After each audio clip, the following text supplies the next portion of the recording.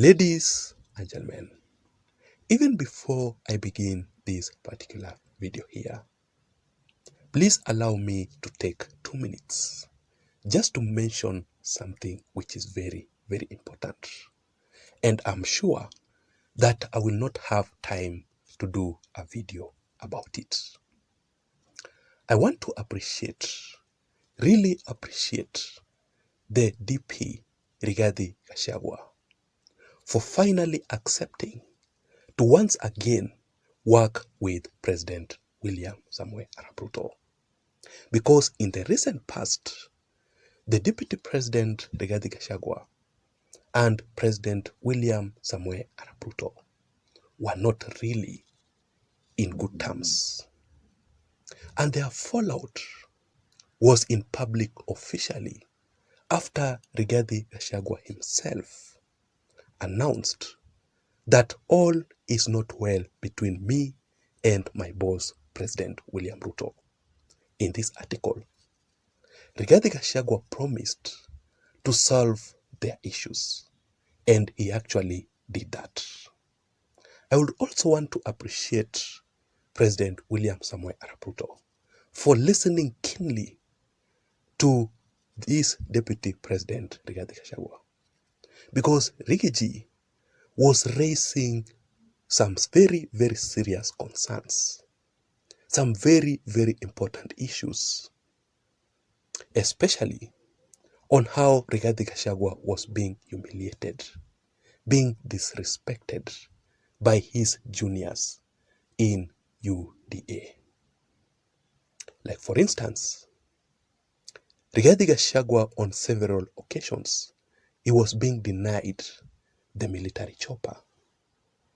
But you saw yesterday, Rigathi Gachagua using the military chopper. There was also an issue about Rigathi Gachagua's impeachment motion. Some MPs would boycott Rigathi Gachagua's event. So basically, the DP was being isolated in UDA. Going forward, I really hope that William Ruto will protect his deputy president against such issues. I hope it will not occur again. I'm saying this because the unity between Rigathi Gachagua and President William Ruto in the Kenya Kwanza Alliance is very, very important ahead of the 2027 general elections. And especially now that William Ruto is crafting a new government, a government of the national unity. Rigathi Gachagua must be included in that government. That is my stand.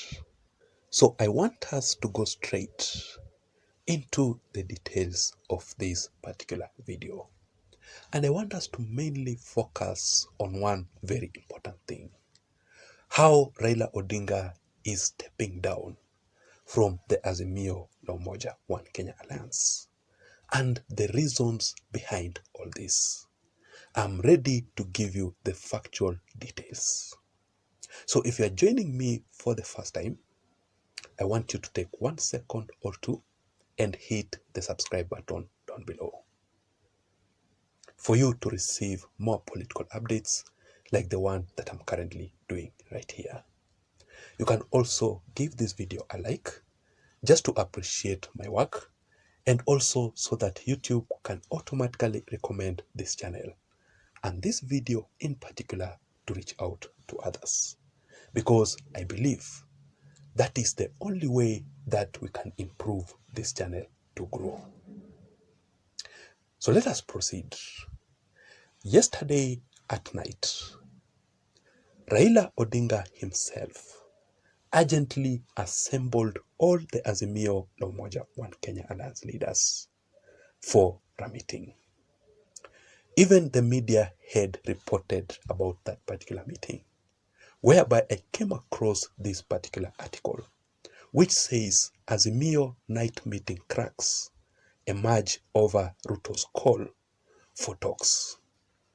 And the person who was giving me the details of that particular meeting a very reliable source of mine, told me that there are the Mount Kenya leaders, topmost leaders, who boycotted that particular meeting. The first person is Martha Karua. Despite being invited by Raila Odinga himself, Martha Karua did not attend.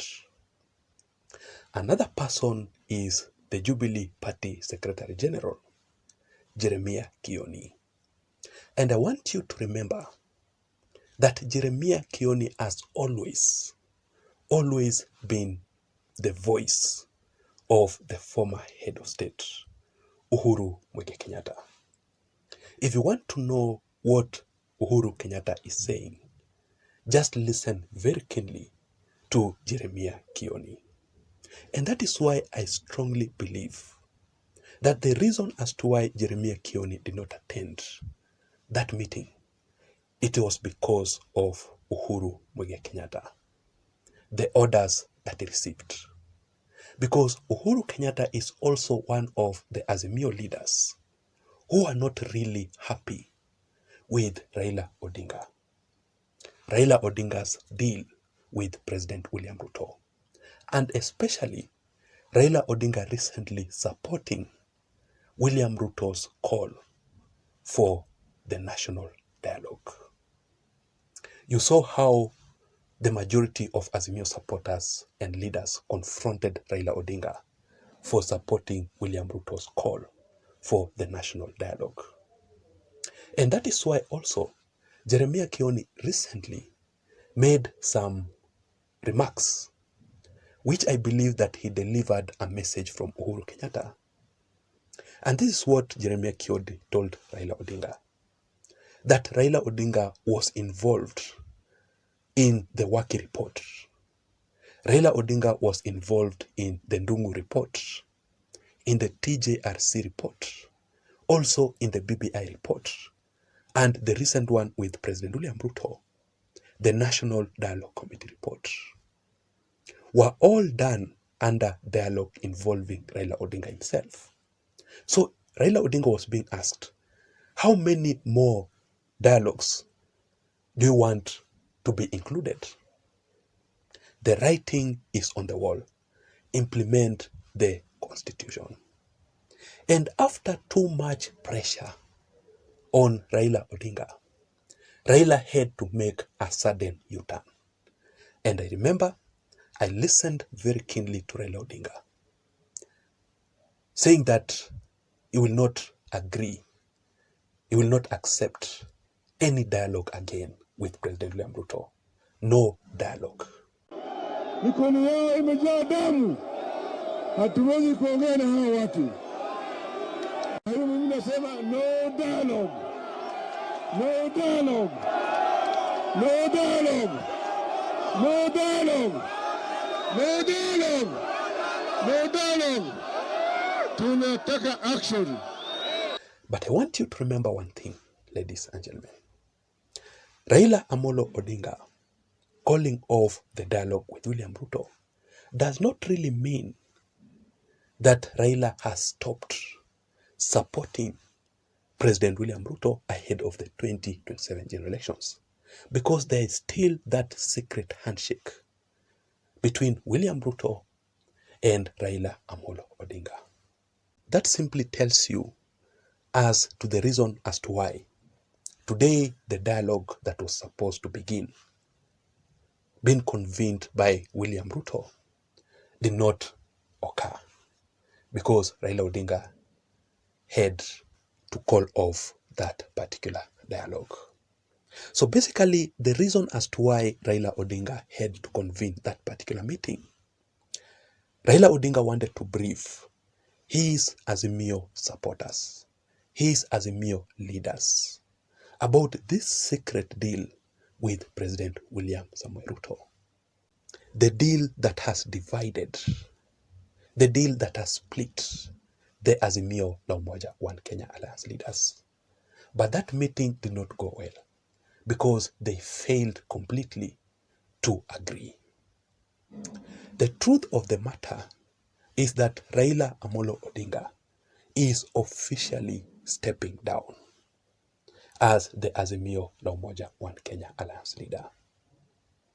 Let me give you the details just to prove this, because I want you to remember that Raila Odinga himself was the one who found the Azimio la Umoja One Kenya Alliance, and it was ahead of the previous 2022 general elections. I can still remember very well Raila Odinga coming up with the Azimio la Umoja One Kenya Alliance together with various leaders from the larger Mount Kenya region, including Anne Waiguru herself, who later on defected and joined President William Ruto's UDA party. And that is why I strongly believe that once Raila Odinga is out of Azimio, once Raila Odinga defects from Azimio, it will be the official end of Azimio la Umoja One Kenya Alliance. It is not a new thing to Raila Odinga to do that, because Raila has always betrayed the leaders in his political side, in the same political alliance before, so that he can work with the ruling government. Remember the Nusu Mkate government between Raila and Mwai Kibaki? The people who suffered were the leaders in ODM. Remember the handshake between Uhuru and Raila Odinga? That marked the end of the NASA coalition. Musalia Mudavadi, Wycliffe, Wetangula, together with Kalonzo Musyoka. And the current handshake, which involves the NADCO report between William Ruto and Raila Odinga. And you can see the results, the divisions, the split within Azimio la Umoja One Kenya Alliance. So number one, the reason as to why Raila Odinga is stepping down from Azimio, it is because Raila is so keen on forming the government with President William Ruto, a government of the national unity ahead of the 2027 general elections. Even President William Ruto himself talked about that particular issue. And when you read this article here with the headline, A William Ruto Raila Odinga Government, which explains how Raila Odinga will support President William Ruto to form a government ahead of the 2027 general elections, which is becoming more and more interesting. So I want us to wait and see how things will turn out to be. Another reason as to why Raila Odinga is very keen in forming or in working with President William Ruto and defecting from Azimio, it is because Raila Odinga wants to rescue his ODM party. We have always talked about this issue, that in the 2027 general elections, the performance of the ODM party without Raila Amolo Odinga will not be a nice one. It will not improve. ODM party without Raila Odinga, it will perform very poor in the 2027 general elections. So Raila Odinga is very keen his ODM party to be in the same coalition with William Ruto's UDA party. So don't get surprised in the 2027 general elections if you see the same coalition of Raila Odinga, William Ruto, and the rest of the leaders who will decide to work closely with President William Ruto. Otherwise, things are still too early to predict. But the strategies that you are seeing are also taking shape ahead of the 2027 general elections. So whatever we are talking about here will highly reflect how politics will shape up ahead of the 2027 general elections. Let me ask you, why do you think ODM party had to convince its supporters across the country not to participate in the ongoing demonstrations, so that they can give President William Ruto and dialogue a chance, right? When you saw Raila Odinga and President William Ruto at the KICC, what does that mean? When you see Raila Odinga supporting William Ruto's dialogue, what does that really mean? So all this issue is just a matter of time. Let us wait and see how things will turn out to be. But I would also want to know your thoughts. I would also want to know your opinions in the comment section down below. Please don't forget to subscribe to this channel. Let me see you again in my next video analysis. Remember, my name is Jason. Bye bye and have a good night. Thank you.